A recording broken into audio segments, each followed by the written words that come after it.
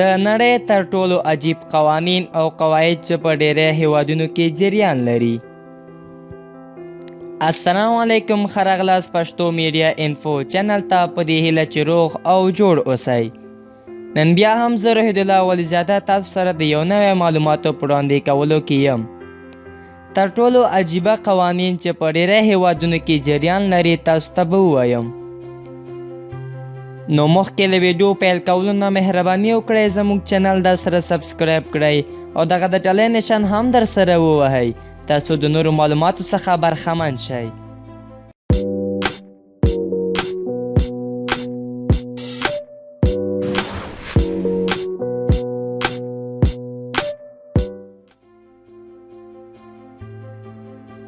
د سعودي عربستان د قوانینو له مخې ښځینه د موټر چلولو او رای ورکولو اجازت نه لري.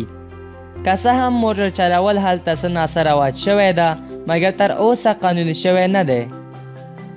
د یونان په هیواد کې هر څوک که د پولیس نظر لخوا شکمن په HIV وایرس درلودونکی وي هغوی به تحقیق لاندې ځي. په ټوله نړۍ کې یوازې په فلیپین او واتیکان هیوادونو کې طلاق ورکول یو جرم دی او هیڅوک تر مرګه پورې د دې اجازه نه لري چې خپلې میرمنې ته طلاق ورکړي. په تایلند کې پیسو باندې خپه کېښودل یو غیر قانوني عمل ده. په 2014 کال کې په چین کې دا قانون عملی شو چې بلوغ هلکان د دې اجازت نه لري چې خپل والدین څو ځلې په میاشت کې د نږدې نه وګوري. د امریکا په لاوي ایالاتو کې داسې قانون شتون لري چې یو کس د خپل برید او ګیرې سره نشي کولی چې خپل میرمن ښکل کړي. د امریکا ماسوچیست ایالاتو په مطابق 2 جوړې نشي کولی چې کوم کوټه یوې شپه لپاره په اجاره نیولی وي یو ځای ویده شي.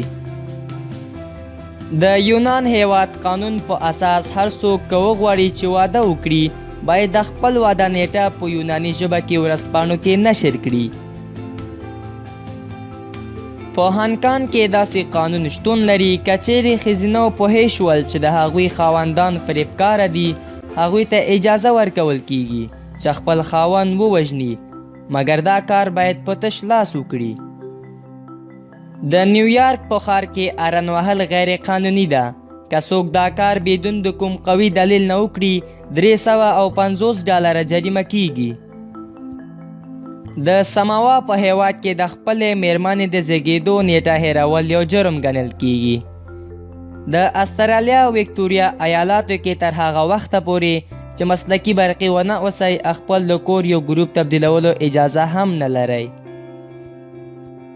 د نیوزیلند قوانینو په مطابق د شپې 10 بجو نه بعد د تشناب ګروپ روښانه کول ممنوع ده. د بنګلادیش په هیواد کې هغه شاګردان چې عمر یې 15 نه ډیر وي که چیرته په امتحان کې نقل وکړي هغوی به زنداني کیږي. د فرانسې قوانینو په مطابق تاسو کولی شئ هلته د مړو سره هم واده وکړئ. منندوی یم تاسو نه د دې ویډیو له لیدلو څخه. د نورو معلوماتو لیدلو لپاره همدا چینل در سره سبسکرایب کړئ. تر بله ویډیو پورې خدای په امان.